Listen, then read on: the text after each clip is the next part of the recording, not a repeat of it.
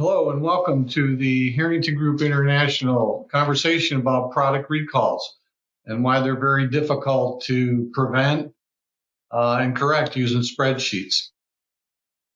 The conversation is going to focus only on product recalls from the product view of design, engineering, manufacturing, purchasing, suppliers, and quality. It's not a large enterprise risk management across all business processes.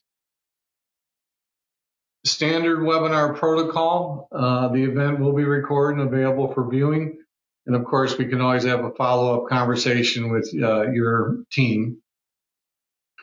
So we're going to discuss the experience over the last couple of years working with people that have been using spreadsheets daily and what they wanted and did not want in a better mousetrap. It's not a software demo. However, some of the attendees that are joining us today asked me to show some screenshots. So I'm going to go ahead and do that. And there's a whole bunch of them at the end of the slide deck.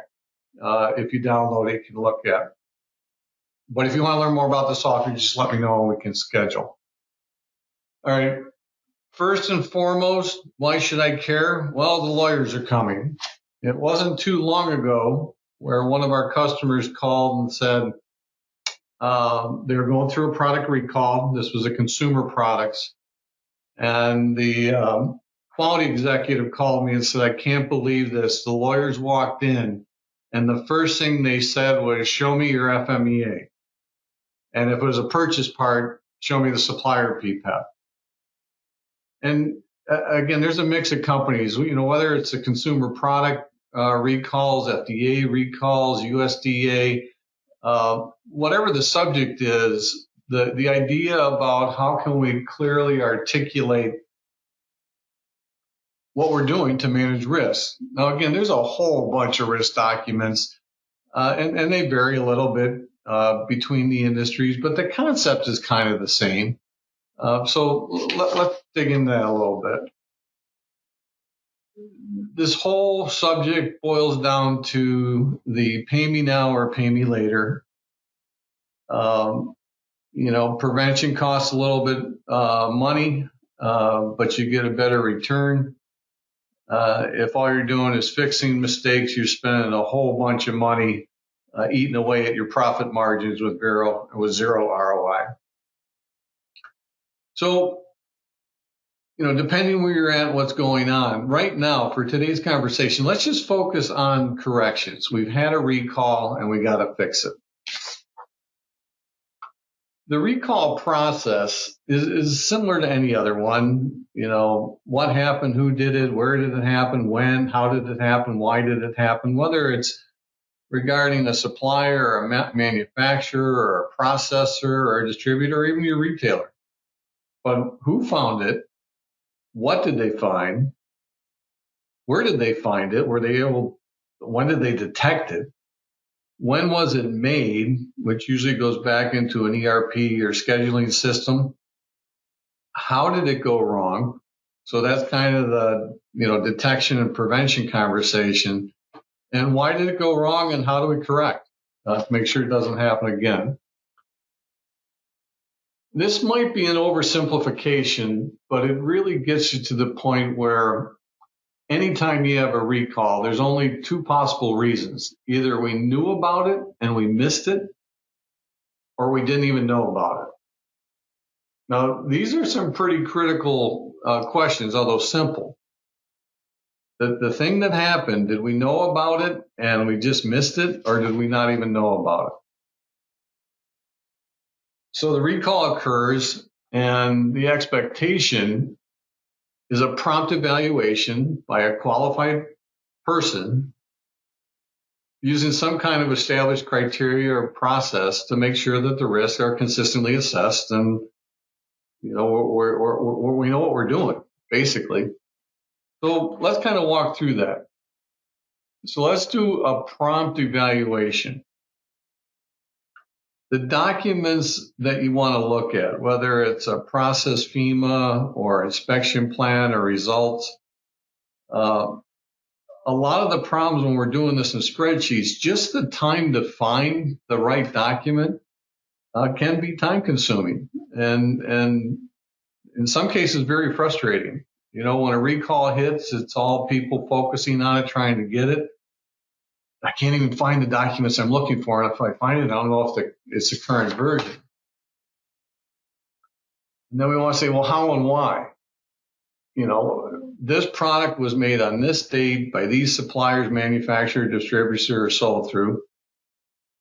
And then we want to learn a little bit more. Well, how was it made? What process was it made in? And if there's a deviation, why did that occur? So again, what we're trying to get you to think about is, where is all the risk management information stored and who has access to it? And okay, let's say I finally found it. I was looking for a process FEMA. I was trying to discuss, did we know about it and miss it, or did we not even know about it? So I find it, and it goes, wow, is this the version that was applicable under the time we made it? Is it the current version for the current rev?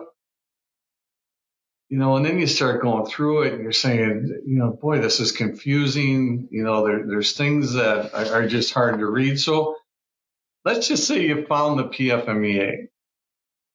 And this, again, is where a lot of the spreadsheets aren't providing consistent information that's more readable and more usable. So if you look at a process FEMA and it has op 10 through 90, we select the block, we do this work on it.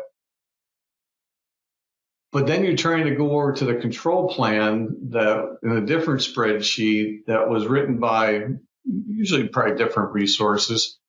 And even the op numbers aren't right. So now I got to figure out, so in the PFEMA, op 10 was the block selection, and the control plan, that's 5.1. Again, what we're trying to say is, what is the best way to be able to get a more consistent view of this? And one of them is be consistent across the documents. Op 10 is op 10. We don't change different document numbers or operation numbers in the process flow, and different ones in the PFEMA and different ones in the control plan. So let's say we figured that out and we improve that. Now the other one is different descriptions. And what I mean by that is, it seems as though people are reluctant to repeat the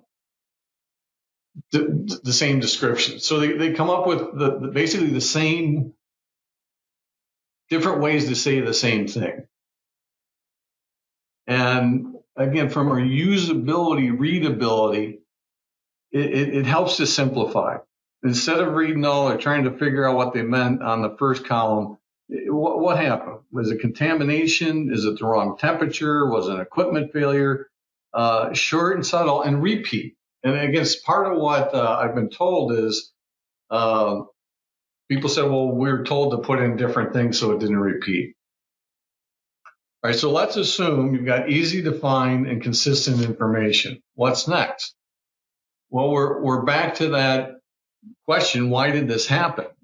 And we want to go through some basic discussions. Did we follow the process flow? In the PFEMA, did we know about the risk? Did we understand the severity, occurrence, detection information we put in? Did we follow the control plan? A timely investigation determine whether a deviation in manufacturing occurred, whether the safety, purity, whatever things have been impacted, is what this goes through. So, and again, it's not a software demo, but the idea of getting all this information in a relational database that makes the consistency easier, the readability easier, the usability easier. So, again, just the idea to start with a process flow. All the information in the process flow goes over to the PFMEA. And where we're trying to figure out severity, occurrence, and detection, now it's in a database, sort by this kind of stuff, review by this kind of stuff. And this is where, if we can find it and we have a way of managing it, we can start asking questions like severity. How bad could it be? And in a lot of cases, it's worse than we think. Occurrence. What's the chance of this happening? Oh, it'll never happen. Well, we may find out that it's happening more than we thought. And then this last one, if we knew about the risk, detection. If it happens, can we find it? And in recalls, obviously we didn't catch it. Somebody else caught it and they're bringing it to our attention. So again, the idea of, are we following the control plan?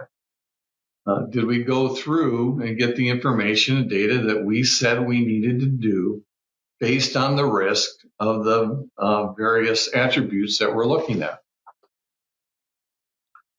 And, then the ability to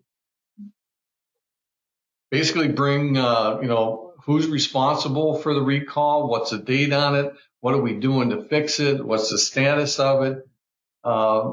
Which is what most people refer to the right side of the FMEA. Well, again, in spreadsheets, there may be literally hundreds of these scattered around in various products and stuff. When we move it from a spreadsheet to a database, it brings the right side of the FMEA to life. Show me everything we're doing to address the recall, who's working on what, where's it at, and everything you'd expect in a database with an assigned to, with due dates, with activities to do it. Now, when I say stop using spreadsheets, I want to make sure that it's clear without understanding what your employers and suppliers need, how the process works. Whatever you put in will fail. And what I mean by that is there's also been a lot of effort put into this space. In this space now, I'm focusing on product details about process flows, process risk, FEMA's control plans. And it's been pushed into some very highly engineered tools that essentially are difficult. Now, when I say we got to understand what they want, it's also important to understand that in this entire recall conversation, there's at least three groups of people that are involved. Oversight are, the executives who are just trying to say where we're at, where we're going, what we find. The management of it, and when I say manage, that usually implies or goes with project management. So here's all the things we got to do, who are they assigned to, and what get it done. But the reality of reducing recalls and responding to recalls is in the execution phase. So again, if you looked at the who, what, where, when, how, and why, the oversight is looking at some high level things. There's some folks in trying to manage it. But what I'm trying to describe today is where does it fall apart? And it falls apart in the execution. Again, did we know about the risk and miss it? Or did we know about it?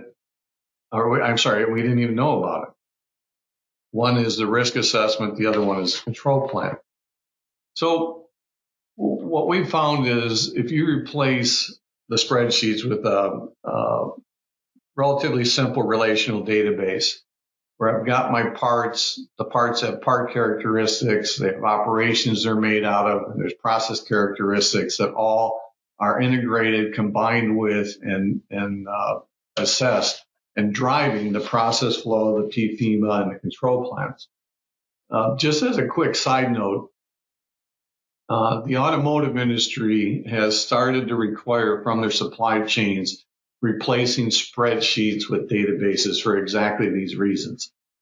I was surprised when I saw that in 1 year, they had 400 major audit findings and 6,000 minor audit findings just on inconsistency between the process flow, the PFEMA, and the control plans. So in summary, how do we prevent recalls? Do we have the ability to detect it so we don't have it coming in? And how do we correct? Execution is a challenge. That's where the spreadsheets fall apart. It's not about a recall project management approach. A little bit about the Harrington Group. We are a international quality management software provider. We try to support and educate the market on issues like this, and then give them the tools to support it with a robust HQMS capability and very detailed supplier capability.